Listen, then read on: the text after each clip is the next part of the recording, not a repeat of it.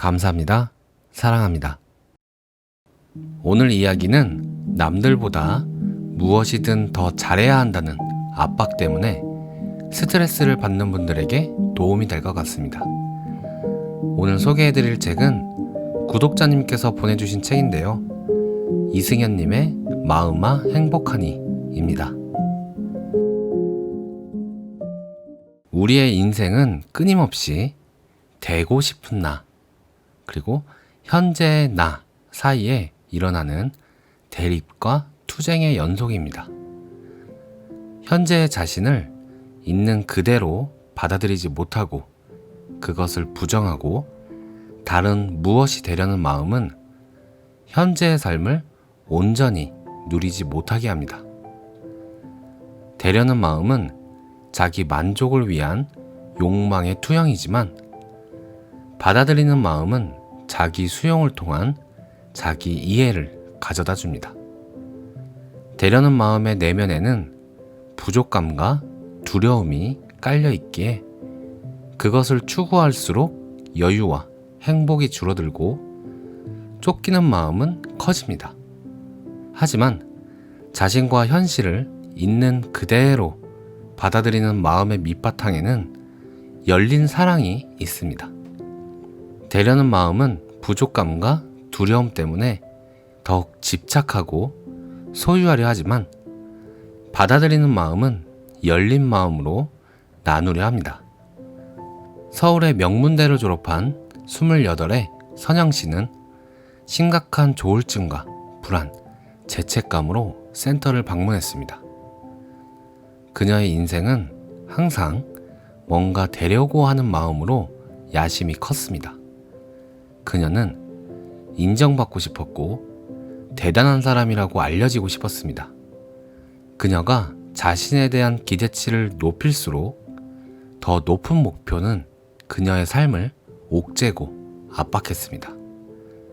그녀는 언제나 다른 사람보다 높은 목표를 세우고 노력했지만 현실은 언제나 그들보다 낮은 곳에 있는 자신을 이해할 수 없었습니다.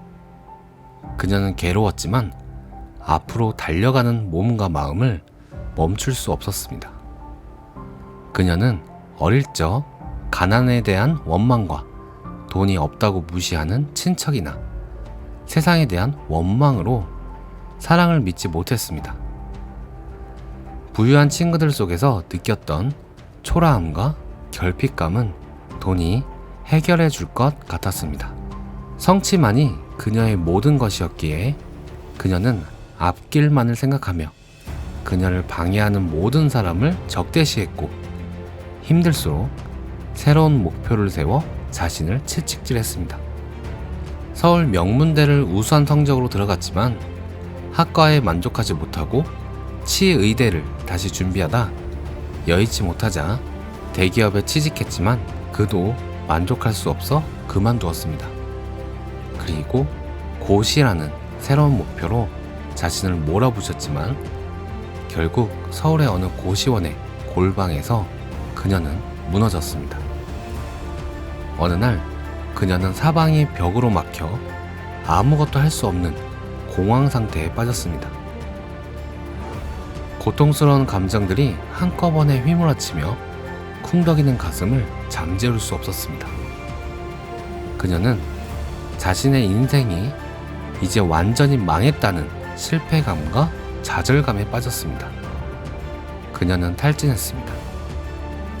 무너진 자신이 쓸모없고 가치 없다고 느껴졌고 그녀는 세상에 더 이상 내놓을 것이 없는 자신의 존재가 수치스러웠습니다. 부모님조차 그녀를 이해하지 못하고 세상 사람들이 그녀를 손가락질할 것 같은 느낌에 그녀는 세상에 홀로 서 있는 듯한 느낌이 들었습니다. 아무도 없는 고시원의 좁은 방에서 그녀는 눈을 감으며 영원히 잠들었으면 좋겠다고, 내일이 오지 않았으면 좋겠다고 생각했습니다. 그렇게 성취만을 바라보며 쉬지 않고 달려온 그녀 삶의 종착지는 주변에 아무도 없는 처절한 외로움과 패배감이었습니다. 좁은 고시원의 어둠 속에 고통으로 움츠린 그녀의 입에서 그녀도 모르게 내면 깊은 곳에서 나온 한마디는 사랑받고 싶어 였습니다. 여태까지 사랑 따윈 필요 없다며 그렇게 성취에 매달려 왔는데 그 모든 이유가 단지 사랑을 받고 싶었기 때문이라니. 꽃은 봄에 피는 개나리와 진달래가 있고 푸르른 5월에 피는 장미와 아카시아가 있으며 가을에 피는 국화와 코스모스가 있습니다. 개나리는 개나리대로, 장미는 장미대로, 국화는 국화대로의 아름다움과 향기가 있습니다. 개나리가 국화가 피는 가을에 필요하고 국화가 개나리나 장미가 되려 한다면 자기의 꽃을 피우지 못할 것입니다. 우리는 자신의 꽃이 무엇인지 알지 못한 채 남들이 피운 꽃을 보며 그 화려함과 향기로움을 흉내내려 하거나 따르려 합니다. 대려는 마음이 자기의 진실로부터 도피하여 다른 무엇을 추구하는 의지의 행위라면 받아들이는 마음은 자기 존재의 온전함을 신뢰하는 마음입니다. 철학에는 행위론과 존재론이 있습니다. 행위의 철학은 대려는 마음이며 존재의 철학은 받아들이는 마음입니다.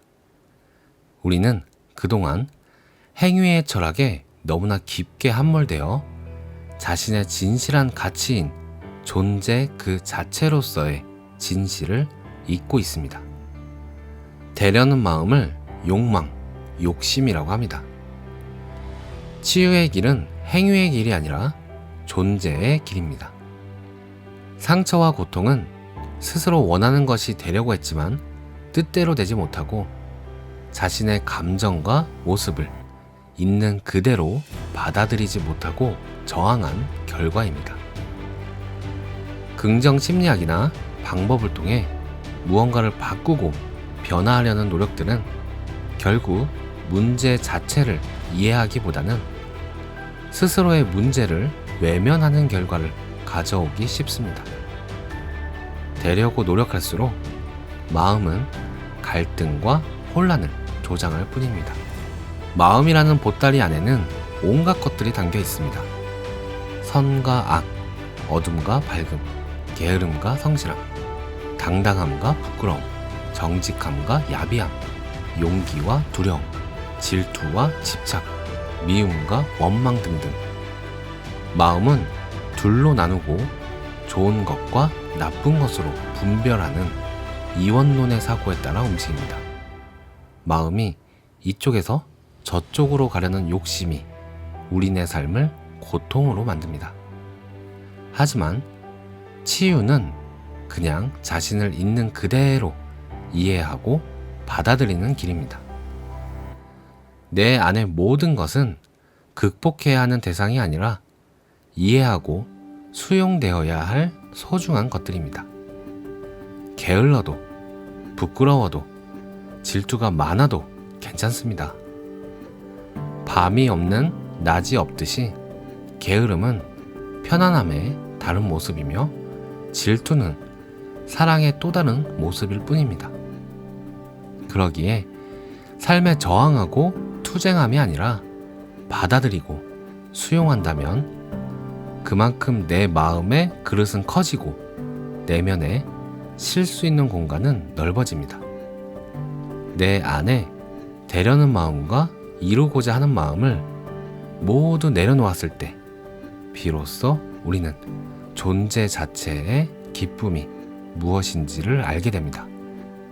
오늘 내용은 여기까지입니다. 이 이야기는 제게 맞춤 이야기인 듯합니다. 저는 항상 무언가 되기 위해 틀을 만들어내고 그 안으로 비집고 들어가려고 합니다. 이 이야기를 듣고 저의 모습이 마치 무언가를 피해 쥐구멍으로 숨어 들어가는 듯한 모습처럼 느껴졌습니다.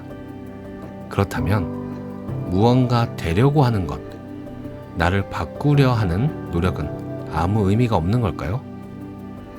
아마 중요한 것은 무언가 바꾼다, 한다 라는 것의 주체가 이미 되어 있는 그 주체가 지금 이 순간 존재한다는 사실을 망각하지만 않는다면 우리가 하지 못할 일은 없지 않을까요? 오늘도 시청해 주셔서 감사합니다. 오늘도 당신이 최고입니다.